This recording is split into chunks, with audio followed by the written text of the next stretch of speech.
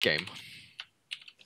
Indeed. Well, ladies and gentlemen, our first map is going to be Echo, and the first player on this first map, and the bottom right-hand side as the Red Terran, playing it for shot. It is Cealer.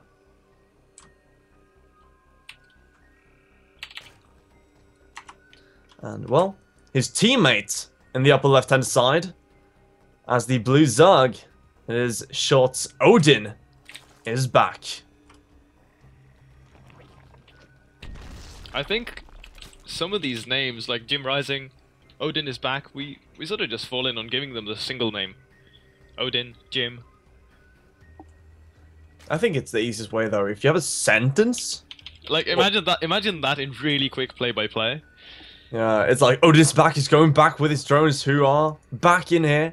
It's like, well, it gets a bit awkward. And Jim Rising pushing on the front end. Jim Rising is actually going to be moving up into the natural layer. Odin is back. Well, Odin is back's Marines is... Oh, man. As he's rising his supply depots, it's like, oh. The worst thing ever is, if, for instance, I like to say the word true a bit. Like, you know, true. You say something, I'm like, yeah, true. So, the issue is when you cast true. For instance, when you have one of those names that is a word in the English language, it is really annoying. And if you guys never tried to cast that, try once or twice. It gets really, really weird really quickly. You're right.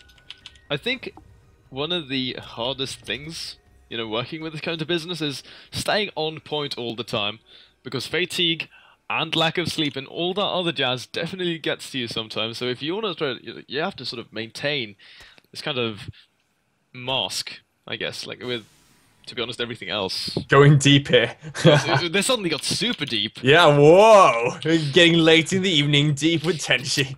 Yeah, like, you know, pour myself a bottle of wine and yes, put on some sentimental music and then just feel a little sorry for myself that I'm not as good as any of these guys.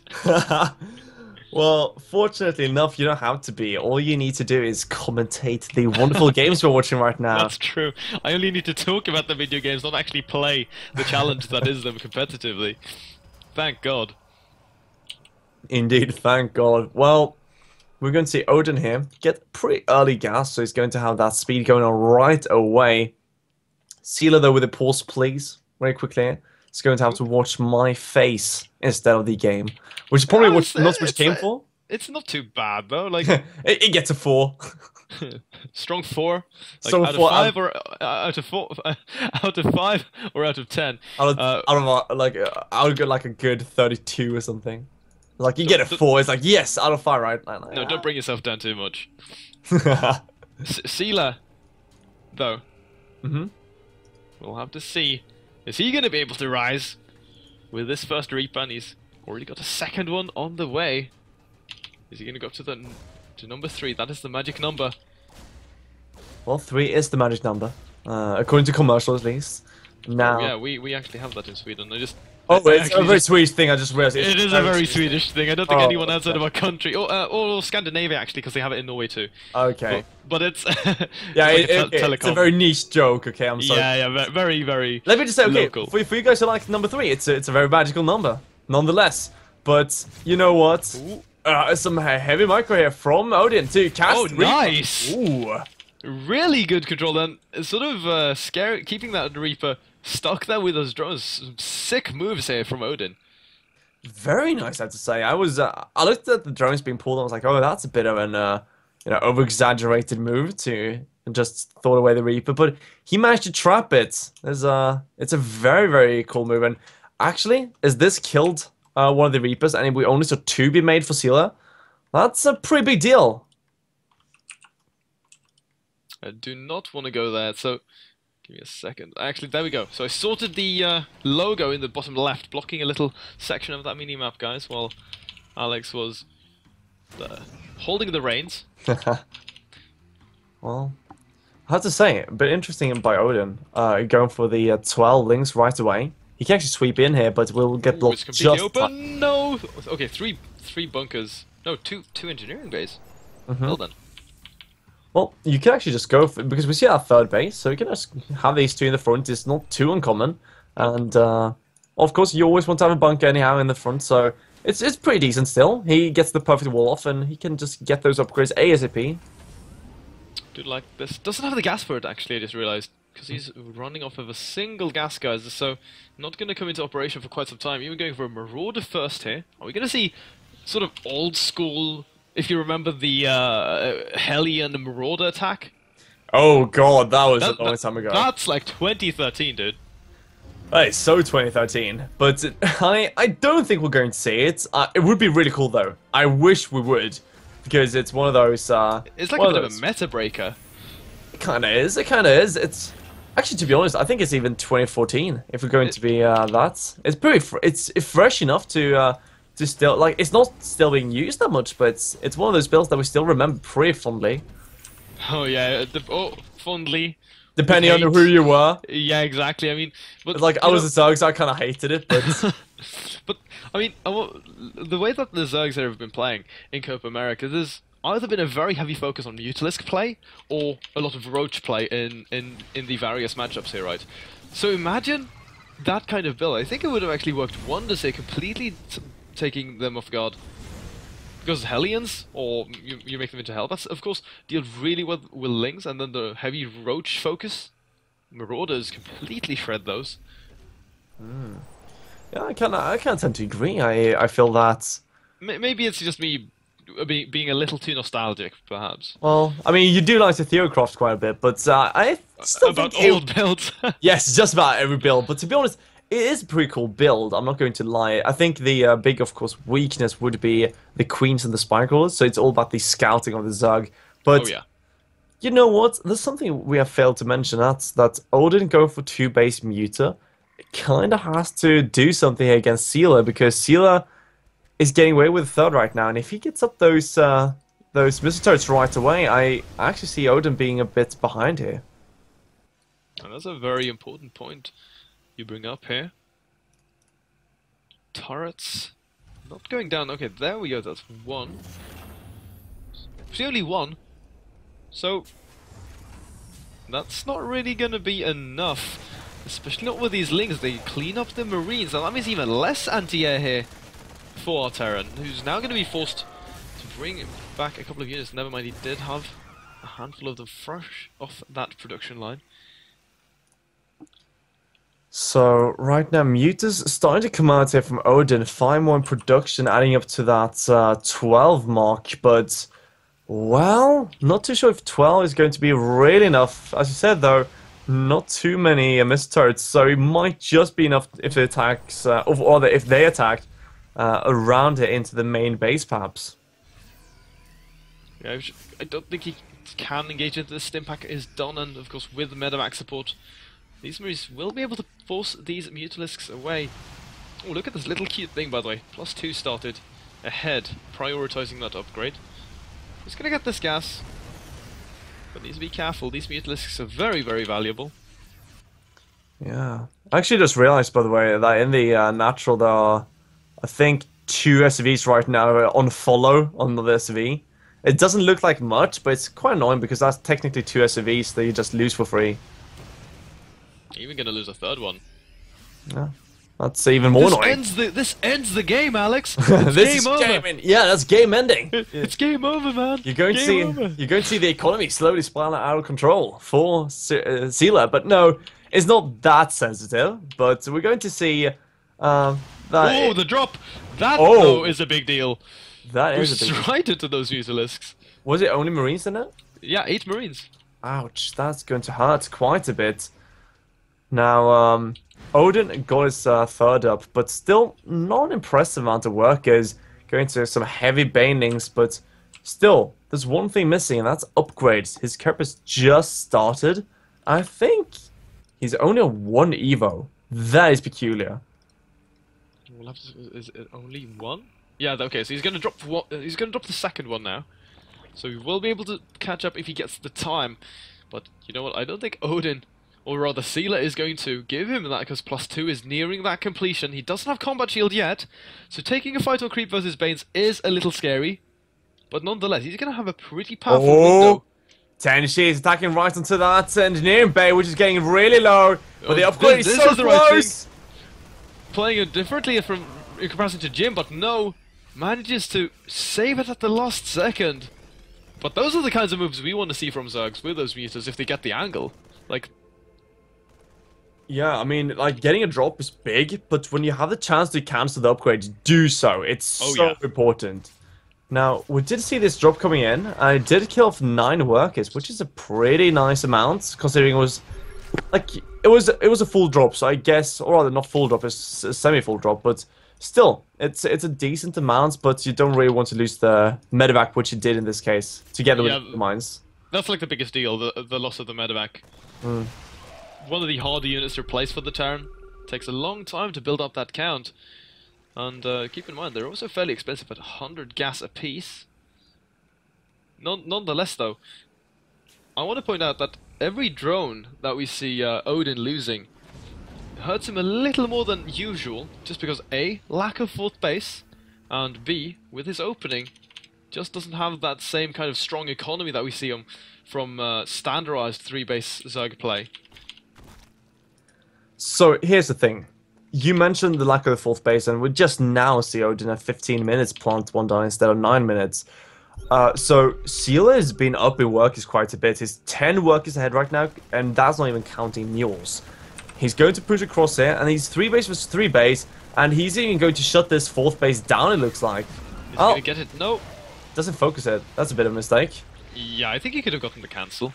He should have, yeah, I think so. It's up to the Banes a bit, but he should have. Well, he's sort of just chilling here outside a potential 4th base, sending a couple of units across, scouting for a 5th. I really like this, that he's trying to keep tabs on his opponent. Very important, because if you let Zerg bases get out of control, whether he can grab half of the map, that's when things really get, like, insane.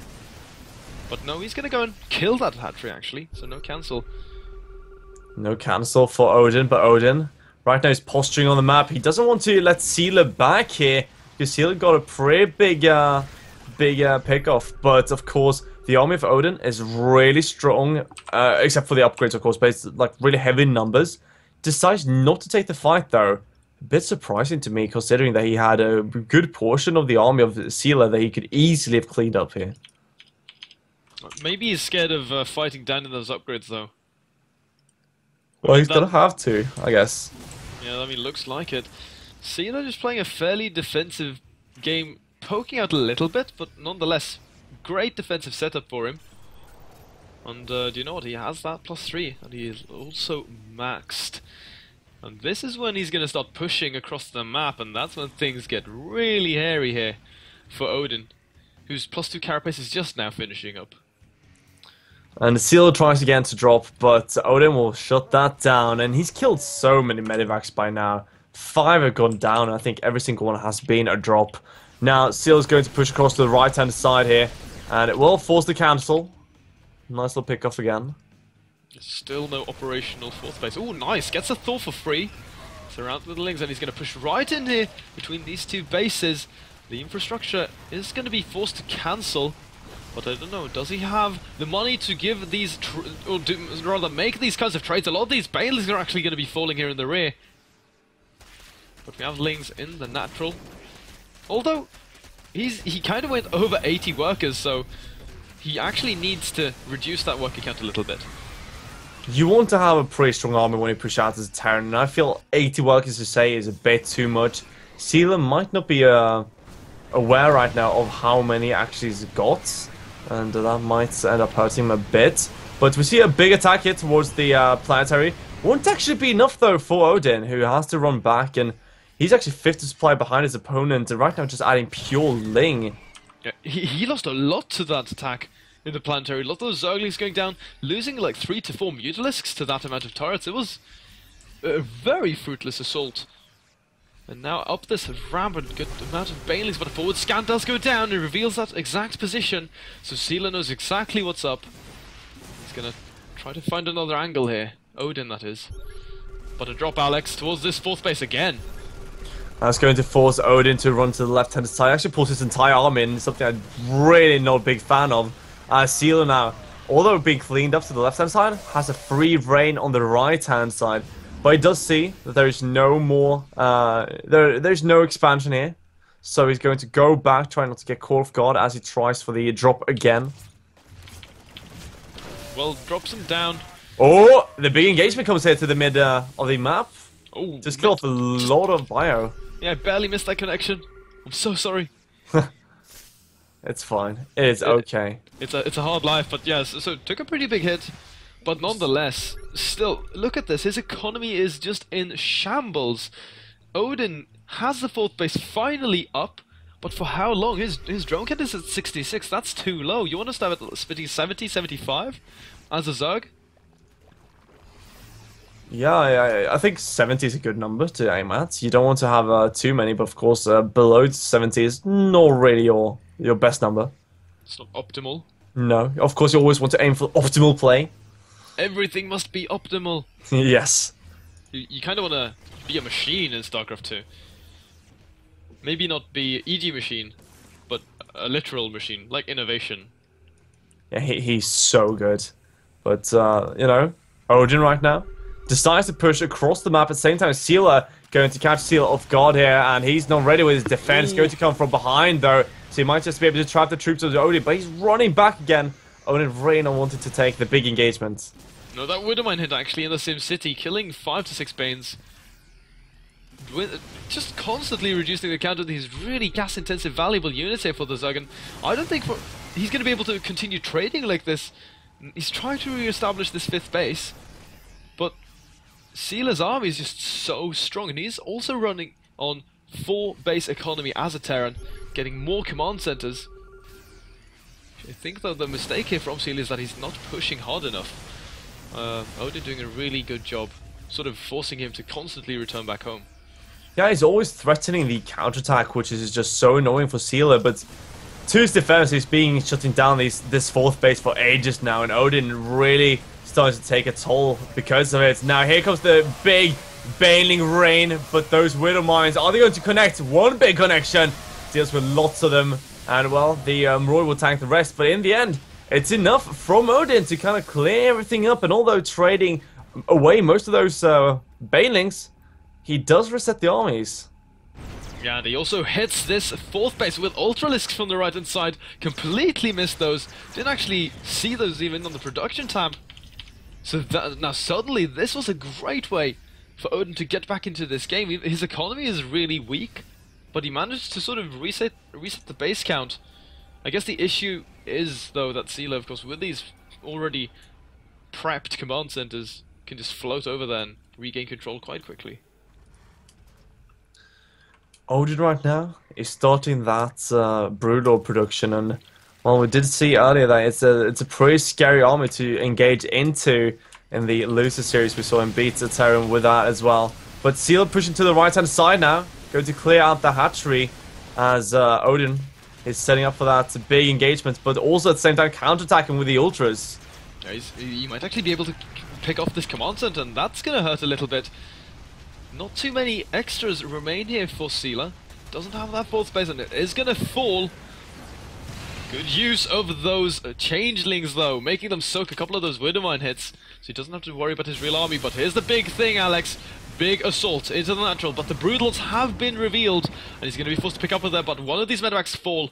That was the Thor medevac. Oh my god, so he's gonna lose another one full of units.